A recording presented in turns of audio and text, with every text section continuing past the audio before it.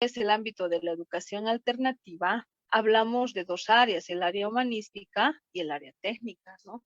Que obviamente los requisitos para la designación del área humanística, uno de los requisitos son titulados de las escuelas superiores, formación complementaria en el Profocon y titulados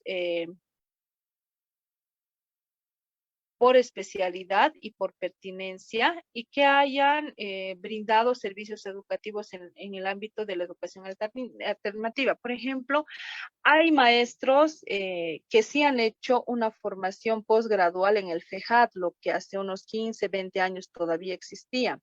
Eso era una formación especializada para jóvenes, ¿no? Alternativo.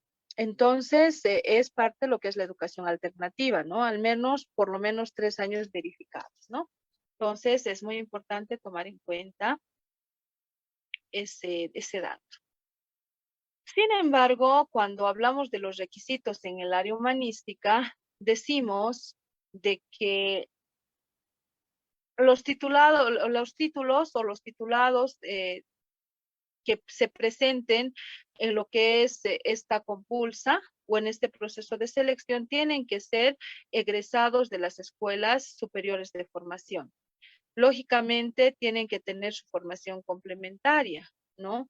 Es muy importante y que estén con un diplomado del área al cual se van a presentar.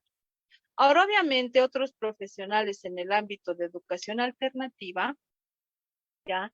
También se los va a dar, ¿no? Tomando en cuenta lo siguiente, dado el carácter diversificado de la formación técnica del ámbito de educación alternativa de manera excepcional, se debe tomar en cuenta, primero, un informe de respaldo o con respaldo documentado, emitido lógicamente por la Dirección Distrital Educativa, luego de haber declarado la segunda convocatoria desierta de manera consecutiva. Ahora, lógicamente, podrán ser designados otros profesionales en la tercera convocatoria, pero deben de cumplir los siguientes requisitos. Primero, profesionales de educación técnica que tengan una formación mínima de técnico medio, con 2 años de experiencia laboral en la especialidad. Para su procesamiento en planillas del CEP se remitirá la siguiente documentación: informe emitido por la Dirección Distrital, copia simple del título y el certificado que demuestre su experiencia y un memorándum, obviamente, de designación. Por otro lado, tenemos estas personas designadas como otros profesionales no ingresan al escalafón del Magisterio Nacional. Su designación, lógicamente, va a ser solamente hasta el 31 de diciembre. ¿No? Entonces, al igual que en el caso de la educación regular, ¿no? Entonces, no estarían transgrediendo lo que es la norma del escalafón correspondiente, ¿no? Y si en una tercera instancia se presenta un maestro titulado y con especialidad, pues lógicamente se va a dar curso y se va a dar prioridad al maestro que se ha egresado de las escuelas normales de formación, ¿no? Entonces, es muy importante ese dato. Por otro lado, tenemos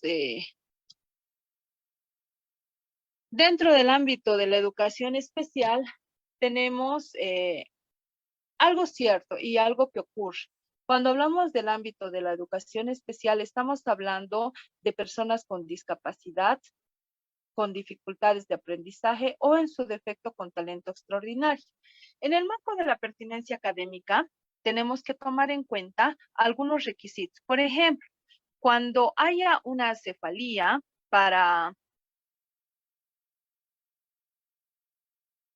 una docencia de discapacidad auditiva, entonces, ¿qué se hace? Tiene que salir una primera convocatoria.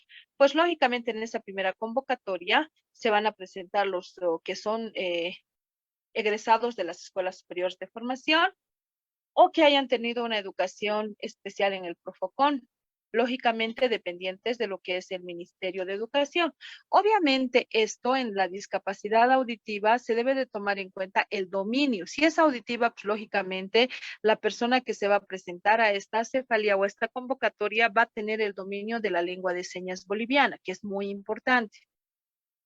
En una segunda convocatoria, ya, se va a tomar en cuenta los titulados de las escuelas superiores y que tengan unos cursos de posgrado, por ejemplo, inherentes a la educación especial que se está tomando en la cefalía y que debe de presentar y debe demostrar que haya un dominio de lengua de señas boliviana. Así no tenga el título o el diplomado correspondiente, pero sí el dominio de la lengua de señas boliviana, entonces sí es tomado en cuenta en esto. ¿Ya? Y en una tercera convocatoria, cuando igual se declara desierta, se debe tomar en cuenta a los titulados de las escuelas superiores de formación, ¿ya? Según requerimiento y preferentemente con dominio de la lengua de señas boliviana. ¿Se dan cuenta? Entonces, aquí es un poquito más especial. ¿Por qué? Porque si es una unidad educativa de discapacidad auditiva, pues lógicamente tienen que tener el dominio exhaustivo de lo que es la lengua de señas boliviana. Y lo mismo ocurre con lo que es la discapacidad visual.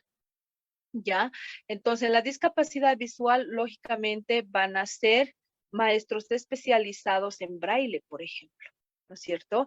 Entonces, en la primera convocatoria se toma en cuenta el posgrado correspondiente, en la segunda convocatoria ya se baja, es decir, no se toma en cuenta el certificado, pero sí el dominio del braille, por ejemplo, que es muy importante.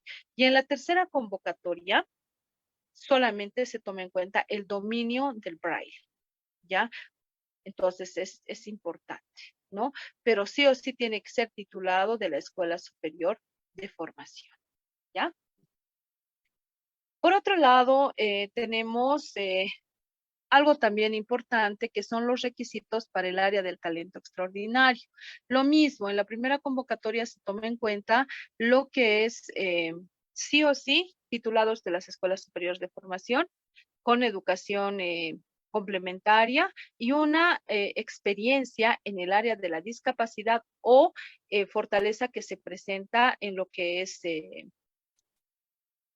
la discapacidad intelectual, ¿no? Entonces, en la segunda convocatoria lo mismo. Se toma en cuenta titulados de las escuelas superiores de formación, que es muy, muy importante. Por otro lado, también se toma en cuenta lo que es en la tercera convocatoria, que sí o sí hayan tenido año de provincia, ¿ya? Y pues hayan tenido su formación complementaria del Profocon y que tengan algún diplomado o alguna especialidad en lo que es el área de la dificultad de aprendizaje que se presenta, ¿no? Entonces, es muy importante esa situación. Por otro lado, tenemos lo que es el talento extraordinario, que también es muy importante y necesario saber, ¿ya? Cuando hablamos de lo que es los requisitos para el área de talento extraordinario, en una primera convocatoria, lógicamente, se van a presentar los titulados de las escuelas superiores de formación y el complementario que es el Profocon. Inherentes a esto, tienen que presentar algún posgrado que especifique la cefalía para esta docencia de talento extraordinario. En la segunda convocatoria, como que se baja un poquito los requisitos, ya, pero igual es necesario el título de las escuelas superiores de formación, ¿no? En este caso, no se toma en cuenta lo que es la complementación, la formación complementaria, pero sí se toma en cuenta el posgrado correspondiente. Y en una tercera convocatoria, sí o sí se tiene que tomar en cuenta que sean maestros con formación de las escuelas normales superiores y tengan inherentemente algún cursito de la cefalía que corresponda para la educación del talento extraordinario, ¿no? Por otro lado, tenemos los requisitos para una educación técnica productiva, que básicamente igual en la primera convocatoria es muy importante que presenten lo que es su formación inicial, ¿ya? Y en la segunda convocatoria como que ya es más flexible, ¿ya?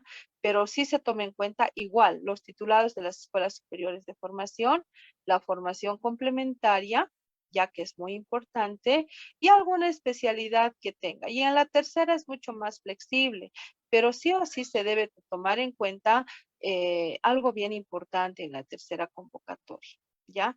Por ejemplo, esto es en la educación alternativa, ¿ya?